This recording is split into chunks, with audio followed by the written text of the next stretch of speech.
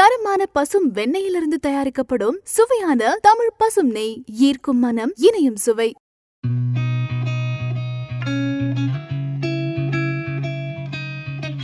நிறைய பேர் என்கிட்ட கேட்டதை நீங்கள் ஏன் கவுண்டமணி செந்திலோட நடிச்சிங்க அப்படின்னு சொல்லி கேட்பாங்க. எனக்கு அது ஒரு மிகப்பெரிய பாதுகாப்பு. கல்யாணம் நடந்தது, அப்புறம் நாங்கள் 2 பேரும் பிரிய வேண்டிய சூழ்நிலை பிரிஞ்சிட்டோம். உண்மையிலேயே சொல்கிறேன், என் பிள்ளைங்களை பிரகாஷ் ராஜ் ரொம்ப நல்லா பார்த்துக்கிட்டு இருக்காரு.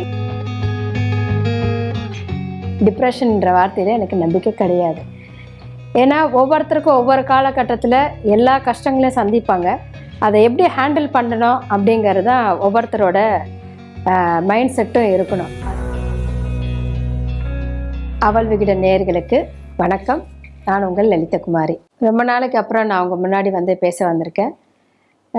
ஏன்னா கல்யாணம் ஆச்சு, அதுக்கப்புறம் குழந்தைகள் வளர்ப்பு, அதுக்கப்புறம் பொறுப்புகள் ஜாஸ்தியாச்சு, உங்களை சந்திக்க முடியல. நான் நடிக்க வந்தது என்னோட ஆசையினால தான். ஏன்னா எங்கள் அக்கா அப்போது நடிகை ஆகிட்டாங்க. இந்த பொங்கல் வாழ்த்துலாம் கொடுப்பாங்க இல்லையா, அப்போ பொங்கல் வாழ்த்து, தீபாவளி வாழ்த்துலாம் கொடுக்கும்போது நான், சாந்திகா, எங்கள் பெரிய அக்கா 3 பேர் இருக்க ஃபோட்டோஸ் எடுத்து அனுப்பிச்சிருந்தாங்க. அதில் பார்த்திங்கன்னா பாலச்சந்தர் சார் கூப்பிட்டு அனுப்பிச்சிருந்தார் மனதில் உறுதி வேண்டும் அப்படின்ற படத்துக்கு. ஆக்சுவலி எங்கள் பெரிய அக்காவை தான் கூப்பிட்ருந்தாங்க.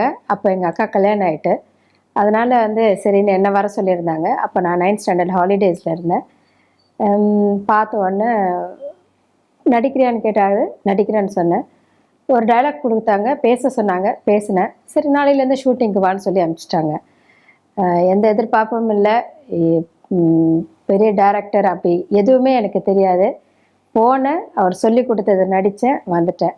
அந்த படம் பார்த்திங்கன்னா கிட்டத்தட்ட ஒரு 3 நாள் தான் எனக்கு ஷூட்டிங் நடந்தது. டோட்டலாகவே 3-4 நாள் இருந்திருக்கேன் மேக்ஸிமம். ஏன்னா அது ஒரு ஹாலிடேயில் தான் நான் பண்ணேன். 9th ஸ்டாண்டர்ட் ஹாலிடேஸில் தான் பண்ணேன் அந்த இதை. அதுக்கப்புறம் நான் படிக்க வந்துட்டேன்.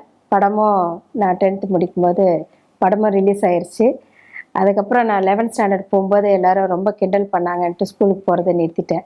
அப்படியே நடிகை ஆகிட்டேன். அது ரிலீஸ் ஆனதுக்கப்புறம் தான் அதோட சினிமாவோட பவர் என்னன்னு தெரிஞ்சது. எங்கே போனாலும் சின்ன ஆச்சின்னு கூப்பிட ஆரம்பித்தாங்க. என்னோடய கேரக்டர் அது அந்த படத்தில் வாசு, ஆச்சியோட ரசிகா நடிச்சிருப்பேன்.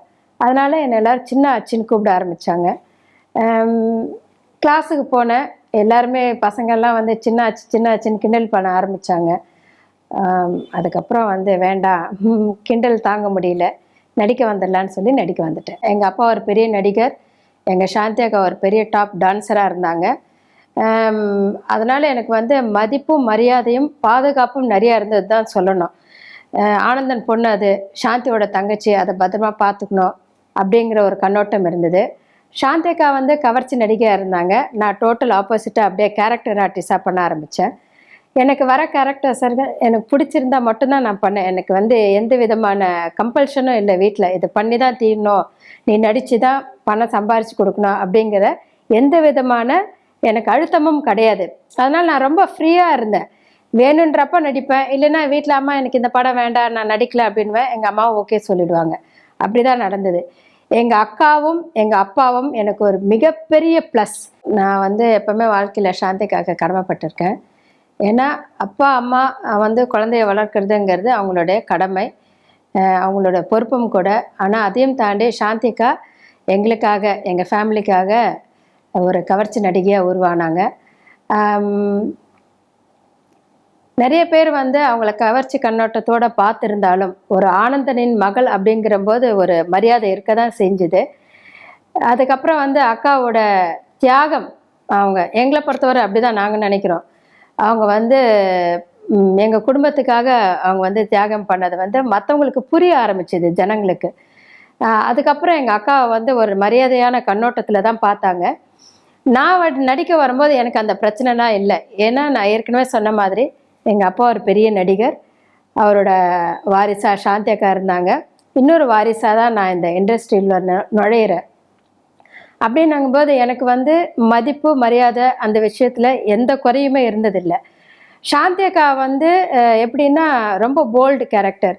அதனால் யாராக இருந்தாலும் சொல்லிடுவாங்க, என் தங்கச்சி நடிக்க வராப்பா பார்த்துக்கோங்க, அவளுக்கு அப்படி இப்படி பண்ணாதுங்க, அவளுக்கு அதெல்லாம் பிடிக்காது, கொஞ்சம் மரியாதையாக நடந்துக்கோங்க அப்படின்னு சொல்லுவாங்க. அக்காவோட அட்வைஸ் எனக்கு என்ன இருந்ததுன்னா, லதா உனக்கு பிடிச்சிருந்தா இந்த படம் பண்ணு, இல்லைன்னா பண்ணாத. நீ சம்பாரித்து இங்கே பண்ணலாம் கிடையாது, உன்னோட திருப்திக்காக தான் நீ நடிக்க வந்திருக்க, அதனால் பிடிச்சிருந்தா பண்ணு, இல்லைன்னா பண்ணாத அப்படின்னு தான் எனக்கு அட்வைஸ் கொடுத்துருக்காங்க. சாந்தியும் அப்பாவும் இருக்கிறதுனால எனக்கு இண்டஸ்ட்ரியில் எந்த விதமான தொல்லையும் வந்தது கிடையாது. நான் நடித்த அத்தனை டைரக்டர்ஸுமே பெரிய டைரக்டர்ஸ் தான். எல்லார்கிட்டேயும் எனக்கு நல்ல பேர் தான் கிடச்சிது. எஸ்பி முத்துராமன் சார்லேருந்து பாலச்சந்தர் சாரு, மாதவன் சாரு, நிறைய பெரிய டைரக்டர்ஸ் கூடலாம் நான் நடிச்சிருக்கேன். எனக்கு அது ஒரு திருப்தியாக இருந்துச்சு. நான் சின்ன கேரக்டர் பண்ணாலும் எனக்கு அது ரொம்ப திருப்தியாக இருக்கும். நிறைய பேர் என்கிட்ட கேட்டது நீங்கள் ஏன் கவுண்டமணி செந்திலோட நடிச்சிங்க அப்படின்னு சொல்லி கேட்பாங்க.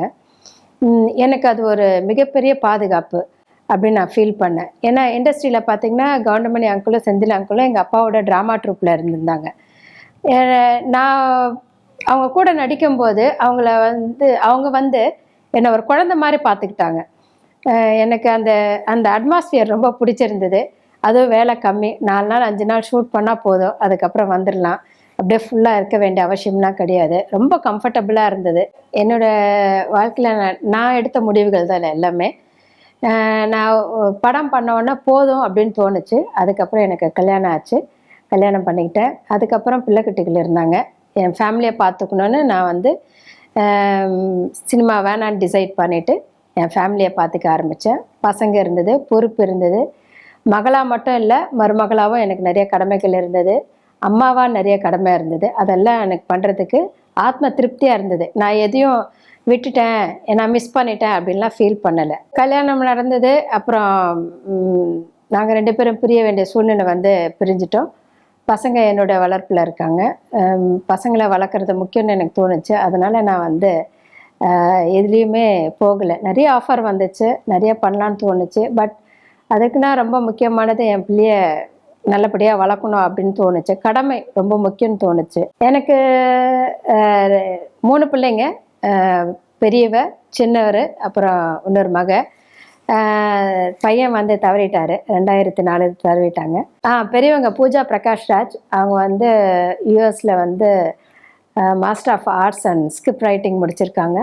சின்னவங்க மேகனா பிரகாஷ்ராஜ், அவங்க ஏஆர் ரஹ்மான் ஸ்கூலில் மியூசிக் 4 இயர்ஸ் படிக்கிறாங்க.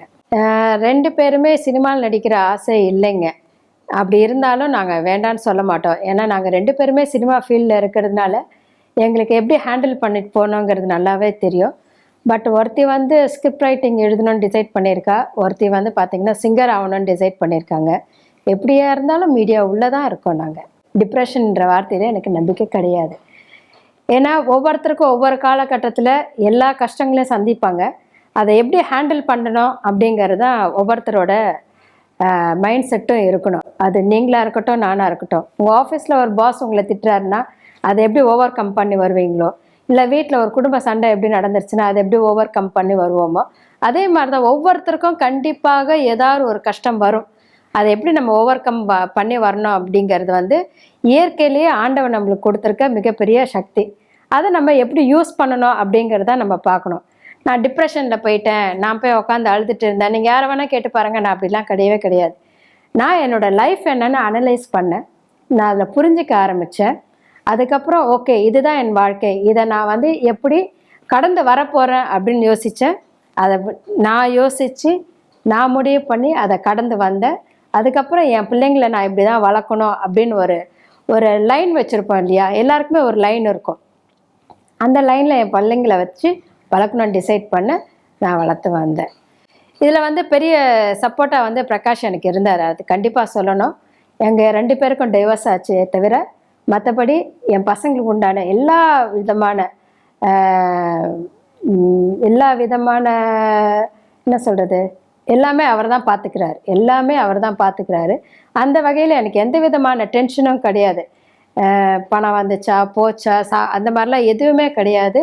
உண்மையிலே சொல்கிறேன், என் பிள்ளைங்களை பிரகாஷ் ரொம்ப நல்லா பார்த்துக்கிட்டு இருக்கார். இந்த நிமிஷம் வரையும் அந்த பசங்களுக்கு என்ன வேணுங்கிறத ஒரே ஒரு மெசேஜ் போட்டால் போதும், அடுத்த செகண்டே பசங்களுக்கு பண்ணி கொடுத்துருவாரு.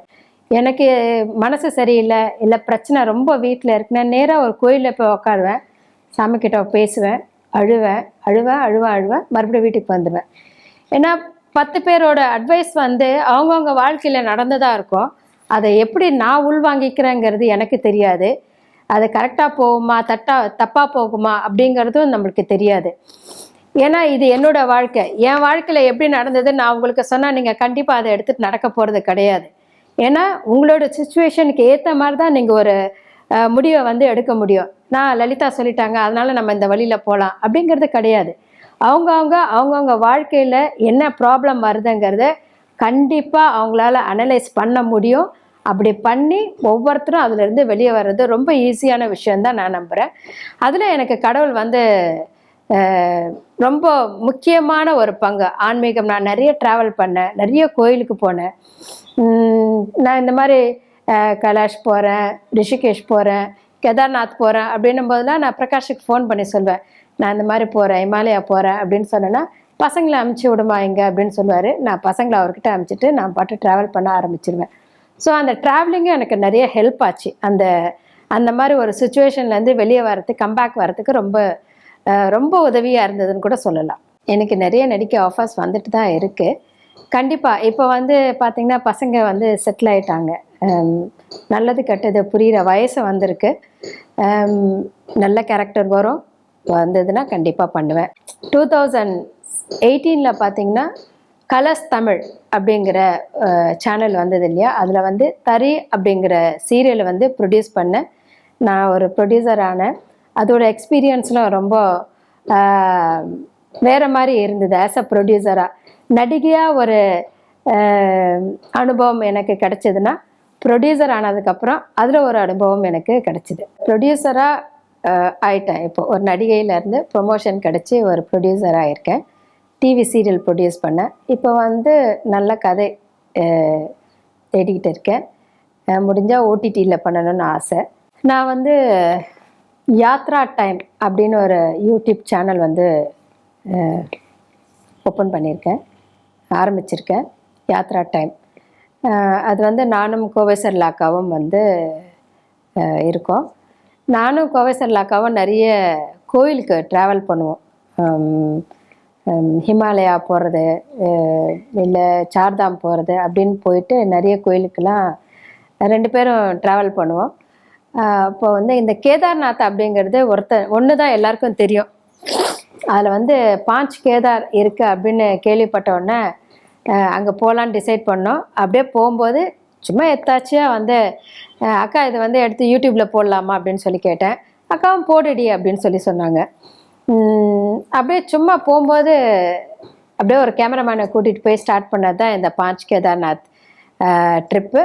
அதை அப்படியே வந்து ஒரு யூடியூப் சேனலை ஆரம்பித்து போட்டுடலாம் அப்படின்னு டிசைட் பண்ணி போட்டது. இது பெரிய பிளான், அதை அப்படி பண்ணணும் இப்படி பண்ணணும் அந்த மாதிரி எதுவுமே கிடையாது. நாங்கள் போகிற கோயிலெல்லாம் ஷூட் பண்ணுறோம், அதை வந்து போடுறோம். எவ்வளோ நாளைக்கு போகிறோம், எவ்வளோ நாளைக்கு போட போகிறோன்னு தெரியாது. பட் நாங்கள் போகிறது எல்லாமே ஒரு ரொம்ப முக்கியமான கோயில்கள் அப்படிங்கிறதுனால அதை ஷூட் பண்ணி போடணும்னு தோணுச்சு. அடுத்த பிளான் வந்து நல்ல வெப் சீரிஸ், நல்ல சீரீஸ் கேட்டுட்டு இருக்காங்க. அது ஓகே வச்சுன்னா அதெல்லாம் நடிப்பேன். அப்புறம் ஓடிடியில் படம் பண்ணணும்னு ஆசை, படம் பண்ணுவேன். அதுக்கு நடுவில் என் பிள்ளைங்களை பார்த்துக்கணும், அவ்வளோதான். நான் ஒரு கிளாசிக்கல் டான்ஸர். பரதநாட்டியமும் கற்றுக்கிட்டேன், குச்சிப்புடியும் கற்றுக்கிட்டேன். எனக்கு டிவோர்ஸ் ஆனதுக்கப்புறம் நான் வந்து என்னோடய டான்ஸில் கான்சன்ட்ரேட் பண்ண ஆரம்பித்தேன். திருப்பதி, அப்புறம் நாட்டியாஞ்சலி, அப்புறம் வந்து உப்பிலியப்பன் கோயில், அந்த மாதிரி நிறைய கோயிலில் வந்து டான்ஸ் ஆட ஆரம்பித்தேன். அதுவும் என்னோடய மைண்டு வந்து ரொம்ப ரிலாக்ஸ்டாகவும் இருந்தது. அதுக்கப்புறம் பார்த்திங்கன்னா நடிகர் சங்கத்தில் வந்து பாண்டவரணியில் நான் இருந்தேன். எங்களோட பாண்டவரணியோட விருப்பம் என்னவாக இருந்ததுன்னா, அந்த நடிகர் சங்கத்தை நாமளே எடுத்து கட்டணும் அப்படிங்கிற ஒரு விருப்பம் இருந்தது. அந்த விஷயம் எனக்கு பிடிச்சிருந்தது. நம்ம கட்டடத்தில் நாமே கட்டலாமே அப்படின்ற நாசர் சார், கார்த்திக் சார், விஷாலோட கொஸ்டின்ஸ் வந்து எனக்கு வந்து கரெக்டுன்னு தோணுச்சு. அதனால் நான் பாண்டவர் அணியில் போய் சேர்ந்தேன். உழைச்சோம், ஜெயித்தோம், நியமன உறுப்பினர் ஆக்குனாங்க. நிறைய ப்ரோக்ராம்லாம் பண்ணோம், நீங்கள் பார்த்துருப்பீங்க. மறுபடியும் வந்து எலெக்ஷன் நடக்கும்போது சிறு மன வருத்தங்கள் வந்து கொஞ்சம் டிலேவாக ஆச்சு. மறுபடியும் ஜெயிச்சிட்டோம். மறுபடியும் கட்டடம் கட்ட எல்லா விதமான முயற்சியும் எடுக்கிறோம். அது எந்த அணியாக இருந்தாலும் கட்டடம் கட்டணும் அப்படிங்கிற எண்ணம் மட்டும்தான் இருந்தது. சில பேருக்கு வந்து அதில் வந்து மனக்கசப்பு வந்தது. அது வெளிப்படையாக சொல்லியிருக்கலாம். என்ன நடந்தது, ஏன்னா எப்போ மறுபடியும் சொல்கிறேன் நான், அவங்கவுங்க உணர்வு, அவங்களோட செயல் எல்லாமே வந்து நமக்கு நாம் படணும்.